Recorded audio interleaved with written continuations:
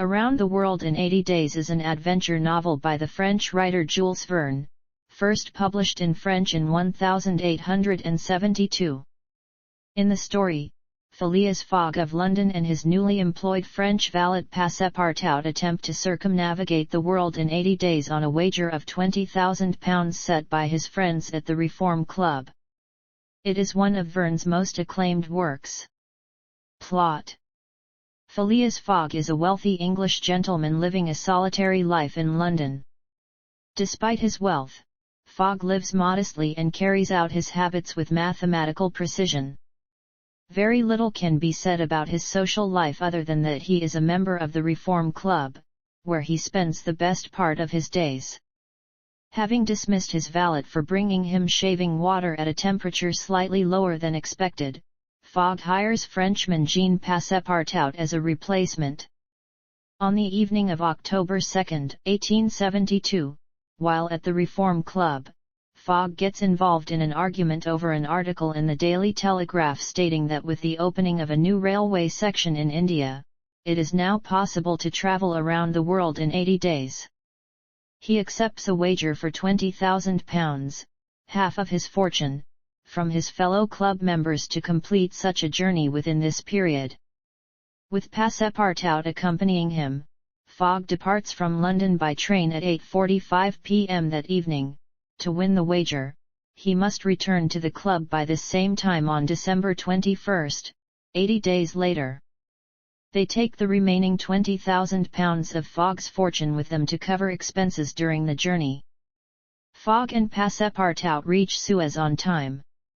While disembarking in Egypt, they are watched by a Scotland Yard policeman, Detective Fix, dispatched from London in search of a bank robber. Since Fogg fits the vague description Scotland Yard was given of the robber, Detective Fix mistakes Fogg for the criminal. Since he cannot secure a warrant in time, Fix boards the steamer conveying the travelers to Bombay. Fix becomes acquainted with Passepartout without revealing his purpose. Fogg promises the steamer engineer a large reward if he gets them to Bombay early. They dock 2 days ahead of schedule. After reaching India, they take a train from Bombay to Calcutta. Fogg learns that the Daily Telegraph article was wrong. An 80 km stretch of track from Colby to Allahabad has not yet been built. Fogg purchases an elephant, hires a guide and starts toward Allahabad. They come across a procession in which a young Indian woman, Aditya, is to undergo sati. Since she is drugged with opium and hashish and is obviously not going voluntarily, the travelers decide to rescue her. They follow the procession to the site, where Passepartout takes the place of Aditya's deceased husband on the funeral pyre. He rises from the pyre during the ceremony, scaring off the priests and carries Aditya away.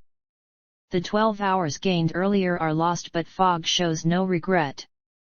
The travelers hasten to catch the train at the next railway station, taking Aditya with them. At Calcutta, they board a steamer going to Hong Kong, with a day's stopover in Singapore. Fix has Fogg and Passepartout arrested. They jump bail and Fix follows them to Hong Kong. He shows himself to Passepartout, who is delighted to again meet his traveling companion from the earlier voyage. In Hong Kong, it turns out that Aditya's distant relative, in whose care they had been planning to leave her, has moved to Holland, so they decide to take her with them to Europe. Still without a warrant, Fix sees Hong Kong as his last chance to arrest Fogg on British soil. Passepartout becomes convinced that Fix is a spy from the Reform Club. Fix confides in Passepartout, who does not believe a word and remains convinced that his master is not a bank robber. To prevent Passepartout from informing his master about the premature departure of their next vessel, the Carnatic, Fix gets Passepartout drunk and drugs him in an opium den. Passepartout still manages to catch the steamer to Yokohama but cannot inform Fogg that the steamer is leaving the evening before its scheduled departure date. Fogg discovers that he missed his connection. He searches for a vessel that will take him to Yokohama, finding a pilot boat, the Tankadere, that takes him and Adida to Shanghai, where they catch a steamer to Yokohama. In Yokohama, they search for Passepartout, believing he arrived there on the Carnatic as initially planned. They find him in a circus, trying to earn the fare for his homeward journey. Reunited, the four board a paddle steamer, the General Grant, taking them across the Pacific to San Francisco. Fix promises Passepartout that now, having left British soil, he will no longer try to delay Fogg's journey but instead support him in getting back to Britain so he can arrest Fogg in Britain itself. In San Francisco, they board a transcontinental train to New York, encountering several obstacles along the way, a massive herd of bison crossing the tracks, a failing suspension bridge and a band of Sioux warriors ambushing the train. After uncoupling the locomotive from the carriages, Passepartout is kidnapped by the Indian warriors. Fogg rescues him after American soldiers volunteer to help. They continue by a wind-powered sledge to Omaha, where they get a train to New York. In New York, having missed the ship China, Fogg looks for alternative transport. He finds a steamboat, Henrietta, destined for Bordeaux, France. The captain of the boat refuses to take the company to Liverpool, whereupon Fogg consents to be taken to Bordeaux for $2,000 per passenger. He then bribes the crew to mutiny and make course for Liverpool. Against hurricane winds and going on full steam, the boat runs out of fuel after a few days. Fogg buys the boat from the captain and has the crew burn all the wooden parts to keep up the steam. The companions arrive at Queenstown, Ireland, take the train to Dublin and then a ferry to Liverpool, still in time to reach London before the deadline. Once on English soil, Fix produces a warrant and arrests Fogg. A short time later, the misunderstanding is cleared up. The actual robber, an individual named James Strand, had been caught 3 days earlier in Edinburgh. Fogg has missed the train and arrives in London 5 minutes late, certain he has lost the wager. The following day Fogg apologizes to Adida for bringing her with him since he now has to live in poverty and cannot support her. Adida confesses that she loves him and asks him to marry her. As Passepartout notifies a minister, he learns that he is mistaken in the date. It is not December 22nd, but instead December 21st. Because the party had traveled eastward, their days were shortened by 4 minutes for each of the 360 degrees of longitude they crossed. Thus, although they had experienced the same amount of time abroad as people had experienced in London, they had seen 80 sunrises and sunsets while London had seen only 79. Passepartout informs Fogg of his mistake and Fogg hurries to the Reform Club just in time to meet his deadline and win the wager. Having spent almost £19,000 of his travel money during the journey, he divides the remainder between Passepartout and Fix and marries Adida. Background and analysis. Around the World in 80 Days was written during difficult times, both for France and Verne. It was during the Franco-Prussian War in which Verne was conscripted as a coast guard. He was having financial difficulties, his father had died recently, and he had witnessed a public execution, which had disturbed him. The technological innovations of the 19th century had opened the possibility of rapid circumnavigation, and the prospect fascinated Verne and his readership. In particular, 3 technological breakthroughs occurred in 1869–70 that made a tourist-like around-the-world journey possible for the first time: the completion of the first transcontinental railroad in America, the linking of the Indian railways across the subcontinent, and the opening of the Suez Canal. It was another notable mark at the end of an age of exploration and the start of an age of fully global tourism that could be enjoyed in relative comfort and safety. It sparked the imagination that anyone could sit down, draw up a schedule, buy tickets, and travel around the world, a feat previously reserved for only the most heroic and hardy of adventurers. The story began serialization in Le Temps on November 6, 1872. The story was published in installments over the next 45 days, with its ending time to synchronize Fogg's December 21 deadline with the real world. Chapter XXXV appeared on December 20, December 21, the date upon which Fogg was due to appear back in London, did not include an installment of the story. On December 22, the final 2 chapters announced Fogg's success. As it was being published serially for the first time, some readers believed that the journey was actually taking place. Bets were placed, and some railway companies and ship liner companies lobbied Verne to appear in the book. It is unknown if Verne submitted to their requests, but the descriptions of some rail and shipping lines leave some suspicion he was influenced. Concerning the final coup d'etat, Fogg had thought it was 1 day later than it actually was because he had forgotten that during his journey, he had added a full day to his clock, at the rate of an hour per 15 degrees of longitude crossed. At the time of publication and until 1884, a de jure international dateline did not exist. If it did, he would have been made aware of the change in date once he reached this line. Thus, the day he added to his clock throughout his journey would be removed upon crossing this imaginary line. However, Fogg's mistake would not have been likely to occur in the real world because a de facto dateline did exist. The UK, India, and the US had the same calendar with different local times. When he arrived in San Francisco, he would have noticed that the local date was 1 day earlier than shown in his travel diary. Consequently, it is unlikely he would fail to notice that the departure dates of the transcontinental train in San Francisco and of the China steamer in New York were 1 day earlier than his travel diary. He would also somehow have to avoid looking at any newspapers.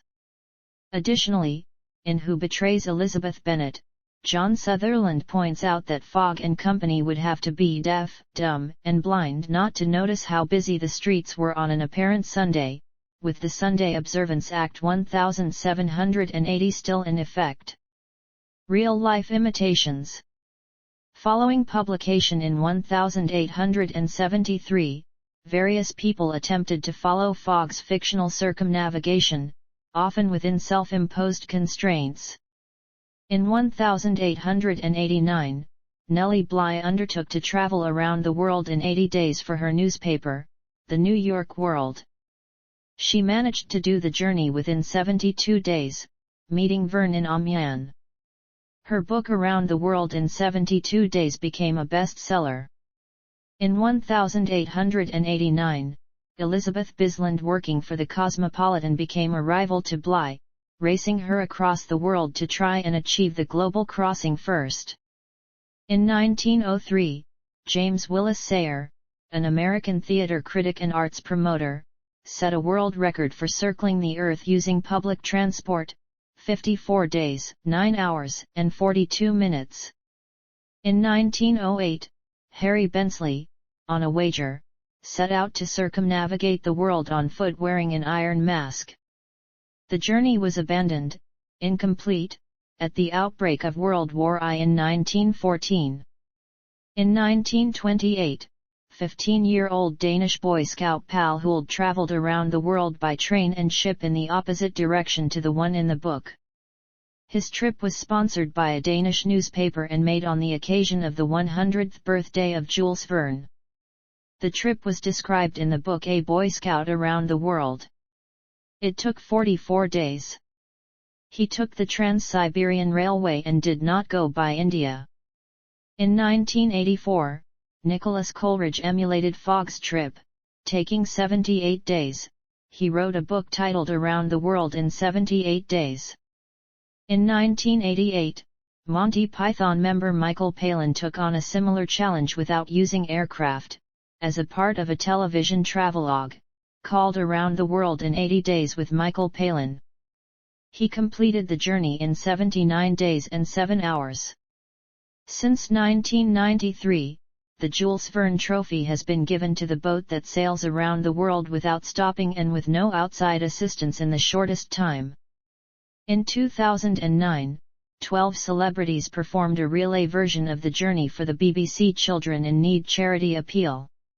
In 2017, Mark Beaumont, a British cyclist inspired by Verne, set out to cycle across the world in 80 days.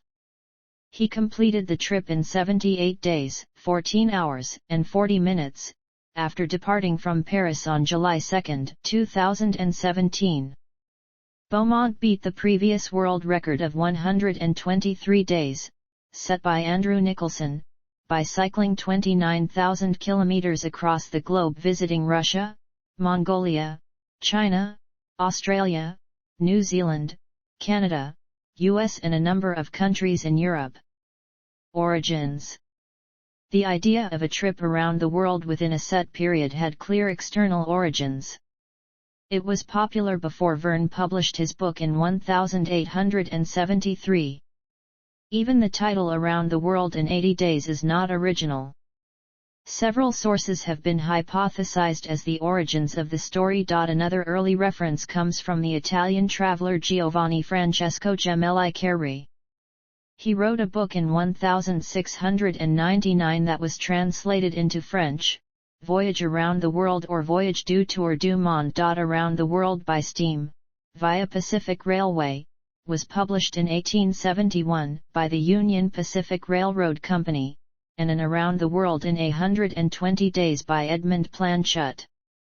In early 1870, the Erie Railway Company published a statement of routes, times, and distances detailing a trip around the globe of 38,204 kilometers in 77 days and 21 hours. American William Perry Fogg traveled the world, describing his tour in a series of letters to the Cleveland Leader newspaper, entitled, Round the World, Letters from Japan, China, India, and Egypt. In 1872, Thomas Cook organized the first around-the-world tourist trip, leaving on September 20, 1872 and returning 7 months later.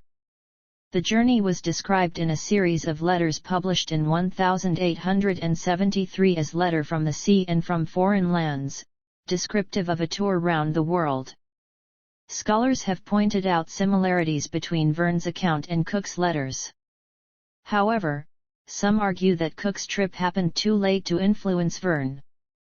According to a second-hand 1898 account, Verne refers to a Cook advertisement as a source for the idea of his book.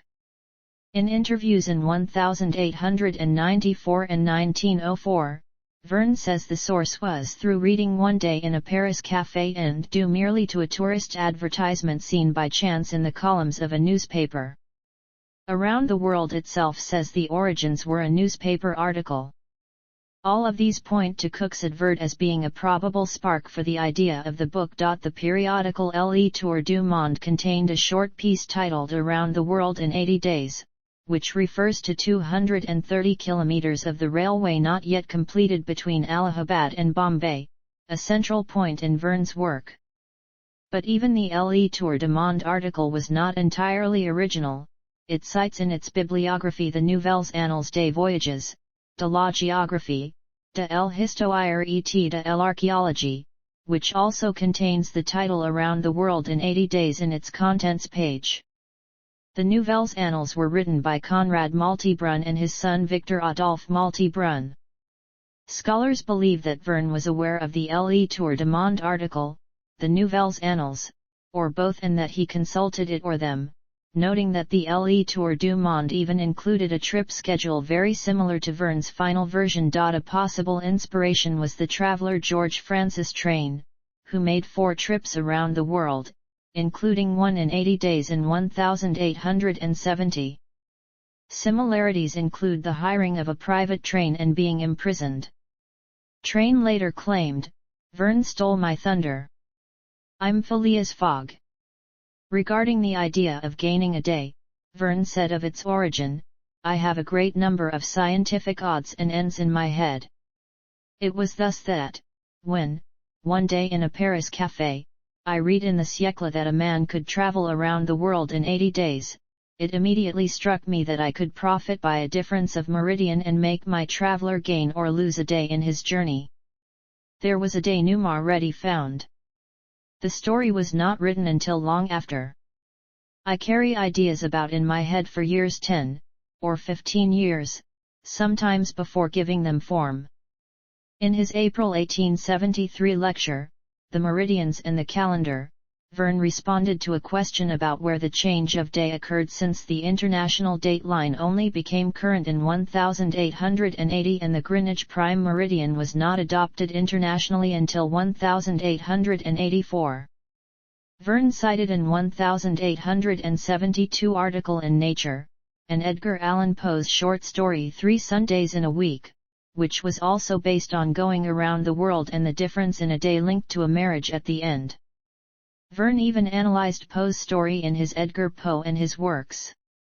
Adaptations and influences. The book has been adapted or reimagined many times in different forms. Literature. The novel Around the World in 100 Days by Gary Blackwood serves as a sequel to the events in 80 Days. The book follows Phileas's son as he travels around the world by car instead of train, hence the longer time limit. The novel The Other Log of Phileas Fogg by Philip Jose Farmer tells the secret history of Phileas Fogg's unprecedented trip, in which two alien races contend for Earth's mastery. Theatre. The novel was converted into a play by Verne and Adolphe Dennery for production in Paris in 1874. The play was translated into English and brought to the United States by the Kiralfy brothers. A musical version, 80 Days, with songs by Ray Davies of the Kinks and a book by playwright Snu Wilson, directed by Day McAnuff, ran at the Mandel Weiss Theater in San Diego from August 23 to October 9, 1988, receiving mixed responses from the critics. Davies's multifaceted music, McAnuff's directing, and the acting were well received, with the show winning the Best Musical Award from the San Diego Theater Critics Circle. Mark Brown adapted the book for a 5-actor stage production in 2001. It has been performed in New York, Canada, England, South Africa, and Bangladesh. Toby Hulse created an adaptation for 3 actors, which was first produced at the Egg at the Theatre Royal, Bath in 2010. It was revived at the Arcola Theatre in London in 2013 and the Theatre Chipping Norton in 2014. Radio. Jules Verne Around the World in 80 Days, a 4-part drama adaptation in 2010 by Terry James and directed by Janet Whittaker for BBC Radio 7, starred Leslie Phillips as Phileas Fogg, Eve Aubert as Passepartout and Jim Broadbent as Sergeant Fix. Film. LN 1923, a silent serial based on the book was released. Titled Around the World in 18 Days, the serial told the story of Fogg's descendant, Phineas Fogg III, and his attempt to recreate his grandfather's journey. In 1938, a French/English CO production entitled An Indian Fantasy Story featured the wager at the Reform Club and the rescue of the Indian princess. However, the production was never completed. In 1956, Michael Anderson directed a film adaptation starring David Niven and Cantinflas. The film won 5 Oscars, including Academy Award for Best Picture. In 1963, a comedy film The Three Stooges Go Around the World in a Day starring the Three Stooges in the Passepartout role was released to exploit the popularity of the 1956 film and the Stooges' resurgence in popularity that began in 1959. In 2000, Warner Bros. Released Tweety's High-Flying Adventure, in which Tweety flies around the world in 80 days collecting cat paw prints in order to raise money for a children's park. The film was also adapted into a game for the Game Boy Color that same year. In 2004, a film was made, loosely based on the book, starring Steve Coogan and Jackie Chan in the roles of Fogg and Passepartout respectively. The adaptation bears less resemblance to the book. The film was nominated for 2 Razzie Awards. Television. Around the World in 80 Days, an Australian-produced 1972 cartoon series. The Wonderful World of Puss in Boots, a 1976 cel animated film. Around the World with Willy Fogg, a Spanish-Japanese animated television adaptation in 1983. Pierce Brosnan starred as Phileas Fogg in the 1989 mini-series with Julia Nixon. Sir Michael Palin partially attempted to recreate the journey for a documentary series, Around the World in 80 Days with Michael Palin. David Tennant starred as Phileas Fogg in a 2021 television adaptation, Around the World in 80 Days. Games. There have been several board games based, often loosely, upon the story. The 2004 mobile video game Around the World in 80 Days is based on the 2004 film. The 2005 PC video game 80 Days, developed by Frogwares, is based on the novel. The 2014 game of the same name, 80 Days, developed by Inkle, is loosely based on the novel while introducing various science fiction elements. Internet. Flight Fox created a trip, Around the World in 80 Hours, to see if flight experts could find cheap flights following the same path as described in the book. The online travel company then wrote a fictional ebook based on the results of the contest. Other. Worlds of Fun, an amusement park in Kansas City, Missouri, was conceived using the novel as its theme. Starting in the latter half of the 20th century, and continuing up to the present day, a number of airlines had Around the World in 80 Days fares, in which one could take as many flights in one direction as one wanted within the requisite time frame.